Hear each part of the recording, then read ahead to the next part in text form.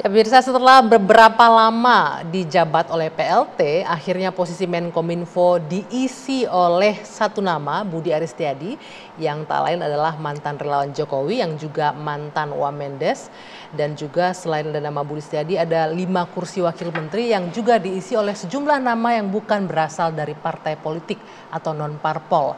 Dan rata-rata didominasi oleh relawan Jokowi. Kemudian ini juga menjadi pertanyaan publik, apakah kapasitasnya sudah pas relawan Jokowi menduduki posisi-posisi strategis di kabinet pemerintahan Jokowi ini di akhir-akhir masa jabatan Jokowi sebagai presiden pula.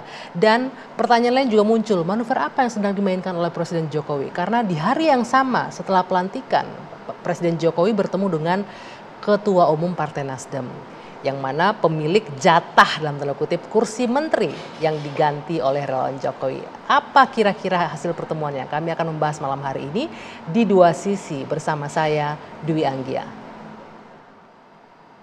Reshuffle kabinet, Jokowi lebih memilih relawan ketimbang partai politik. Ini akan kita bahas malam hari ini bersama sejumlah narasumber yang sudah hadir bersama saya. Dari ujung sebelah sana ada Henry Satrio, pengamat politik. Selamat malam. Saya mau nyebutnya dosen, salah kan jadi.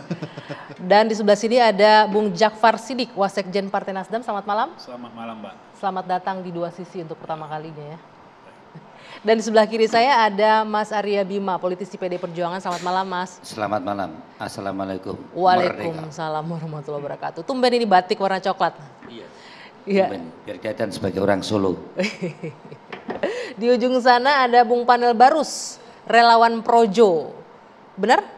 Selamat malam, Mbak Anggi. Selamat malam. Relawan Projo, mantan kader Nasdem juga saya dengar ya. Mantan tapi ya, udah mantan. Oke. Masih.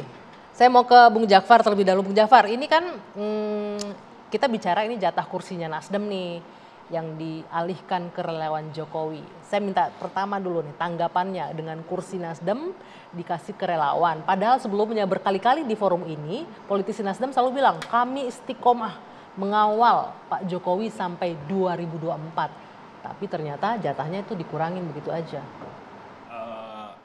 Menurut saya gitu, menurut kita bahkan di beberapa kali Pak Surya berpidato gitu di forum resmi Nasdem tidak pernah ada juga jatah-jatahan menteri.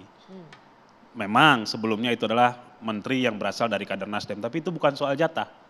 Itu murni soal latar belakang, kemudian kapasitas. Seingat saya di ulang tahun ke-10 Partai Nasdem sudah disampaikan, pidato Pak Surya menyampaikan bahwa terserah Pak Jokowi karena itu hak konstitusional Pak Presiden, kalau ada yang layak silahkan, kalau tidak apa-apa. Artinya tidak juga bisa kita pertentangkan, itu harusnya punya Nasdem bukan relawan, bukan. Tidak. Artinya sekarang Pak Jokowi menilai nggak ada yang layak ya kader Nasdem untuk duduk di situ. Lebih layak Projo kayaknya. Mungkin dalam waktu yang singkat kerja berikutnya, Pak Jokowi bisa juga menilai bahwa oh ini ada yang mumpuni mungkin. Dan belum melihat Nasdem, oh di Nasdem mungkin kapasitasnya untuk yang lain. Kan masih ada 2 kader Nasdem di Kabinet, Menteri Kehutanan dan Lingkungan Hidup, serta Menteri Pertanian. Oke, tapi kalau dari Nasdem sendiri melihat ini mumpuni nggak? Mikrofonnya boleh dekat, Mas? Gini, kalau soal mumpuni, biar waktu yang menjawab masih ada 1,5 tahun untuk bekerja. Kita berharap tentu saja siapapun yang dilantik oleh Pak Jokowi jadi menteri, jadi wamen, itu bisa bekerja optimal, maksimal, serta kemudian melahirkan karya-karya terbaik untuk Indonesia. Sebenarnya Pak Jokowi kan nggak minta karya, minta menyelesaikan masalah BTS nih. Anda yakin nggak bisa itu diselesaikan? Kalau kita lihat nanti pasca pemerintahan Pak Jokowi sudah selesai atau belum. Biar waktu yang menjawab. Kalau kita duga-duga nanti menjadinya prediksi. Nah, tidak bisa. Ini soal kerja, soal bernegara, soal berpemerintahan kita tidak berprediksi. Tapi kita lihat prosesnya. Mudah-mudahan saja sekali lagi kita harapkan pekerjaannya selesai apa yang ditugaskan oleh Pak Jokowi. Kita pernah ingat bahwa Pak Jokowi mengatakan bahwa yang ada itu visi presiden, menteri itu melaksanakan visi presidennya. Mudah-mudahan tercapai lah. Mudah-mudahan tercapai begitu ya. Bung Panel, sebagai orang yang ada di satu alma mater nih, relawan Projo, mantan koleganya juga sekarang jadi Menkominfo. Kalau tadi Bung Jakfar bilang ya kita lihatlah dulu ya, berharap bisa menyelesaikan tugas yang diberikan Pak Jokowi. Kalau Anda sebagai orang yang kenal melihat ada kompetensi nggak? Karena ini publik mempertanyakan, pas nggak nih kompetensinya Pak Budi Ari untuk jadi Menkominfo? Ya, yang pertama yang perlu saya sampaikan tentu ucapan terima kasih dulu pada Pak Jokowi atas kepercayaan yang begitu besar. Ya, Boleh mic-nya dideketin lagi ya? terhadap Budi Aristiadi untuk menjadi Menkominfo. Perlu kami garis bawahi bahwa kepercayaan Pak Presiden terhadap Mas Budi Aristiadi ini bukan semata-mata kepercayaan hanya sebatas sama Projo saja, tapi secara umum kepada relawan. Ya, ini harus kita jaga kepercayaan yang berat ini. Itu yang pertama. Yang kedua, Projo sebagai sebuah ormas politik loyalis Jokowi, ya, saya pikir punya tekad. Yang paling penting adalah memastikan pemerintahan ini berjalan sampai akhir dan sukses. Oke. Jadi Sukses apapun tugas berat yang diberikan harus kita jalankan. Oke, untuk bicara memastikan pemerintahan sukses. Oke, bicara perintah tugas presiden pasti nggak mungkin ditolak kan, harus dijalani gitu ya. Tapi kalau berbicara kapasitas, Anda sebagai orang yang tahu, baik itu personal dan juga secara ini kemampuan. Nah, saya mau sampaikan. Pas nggak tuh, Pak Makanya Budi saya mau Aristiadi? sampaikan, kita sebagai loyalis, saya pikir wajar-wajar saja diberikan tugas seperti ini. Nggak, pertanyaannya secara Satu kapasitas itu, yang background kedua, punya nggak yang untuk kedua, menangani itu? yang kedua saya mau bilang, apa yang diputuskan Pak Jokowi mengangkat Budi Ari, saya pikir ini wajar dan sangat tepat. Ya, itu sudah dibuktikan dalam 3 kali 24 jam. Eksekusi yang dilakukan oleh Budi Ari di kementerian ini. Dia udah punya timeline menyelesaikan BTS sebagai prioritas, tidak akan sampai bulan Desember ini akan selesai. Lalu yang kedua, hari ini sekian belas ribu portal judi online ditutup, dibukukan oleh Budi Aristiadi. Jadi itu menjawab pertanyaan publik mengenai kapasitas ya? Cespleng ini. Ya. Oke. Tidak ada yang lebih cespleng dari ini. Oke. 3 kali 24 jam action. Saya minta Bung Hensat nih, sebagai orang yang mengamati dari luar, pertanyaan saya sama.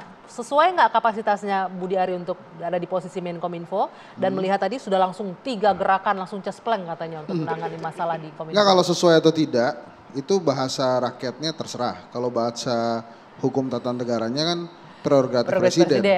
Jadi mau itu sesuai kayak mau berkualitas kayak enggak, kita tuh nggak punya urusan tuh.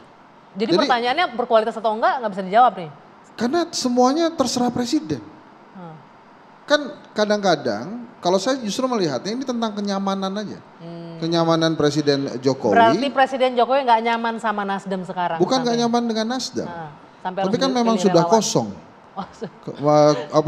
Kursi menterinya.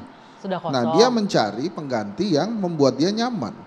Yang tentu saja Mbak Anggi, ini kita ajak untuk mundur dulu. Saya akan mundur dulu. Projo ini saya rasa tidak lepas dari 2 hal. Pemilu 2024 dan Prabowo. Pemilu 2024 dan Prabowo. Oke. Kenapa saya katakan pemilu 2024? Pak Jokowi itu nyamannya sama relawan. Saya nggak yakin Pak Jokowi lebih nyaman di PDI Perjuangan dibandingkan relawan. Kenapa? Karena di PDI Perjuangan itu semuanya wajib tegak lurus kepada Ibu Megawati Soekarno Putri Ketum. Sementara di relawan, semua relawan tegak lurusnya ke Pak Jokowi. Merah Mas kata Arya Jokowi, Bima, putih merah kata Jokowi, merah kata Projo. Kuning kata Jokowi, kuning kata Projo. Kenapa kuning? Ya, bukan begitulah kira-kira. Yang satu lagi belum tuh tadi. Kenapa Prabowo? Karena sebelumnya kan tertangkap media, ini bukan tertangkap media nih, memang undang-undang mungkin ya, berkunjung ke markasnya Pak Prabowo. Setelah itu kemudian dijadikan menteri. Nah, itu kita diskusinya panjang tuh. Jangan ke sana, jangan melebar ke situ dulu. Tapi harus ada, ini pasti ada hubungannya. Karena pertanyaan besarnya adalah, ini antara Pak Jokowi dan Pak Prabowo ini punya permainan apa sih sebetulnya? Dari sejak pemilu berseteru, kemudian bersama-sama, sekarang dukung-mendukung, ini mau ada permainan apa sebetulnya? Sayangnya nggak ada yang bisa ngejawab di sini ya. Itu Oke, saya nanti ke Mas Arya Bima nanti ditanggapi. Ini Pak Jokowi lebih nyaman sama relawan bahkan ketimbang dengan PDIP sendiri. Usai jeda saat lagi di Dua Sisi.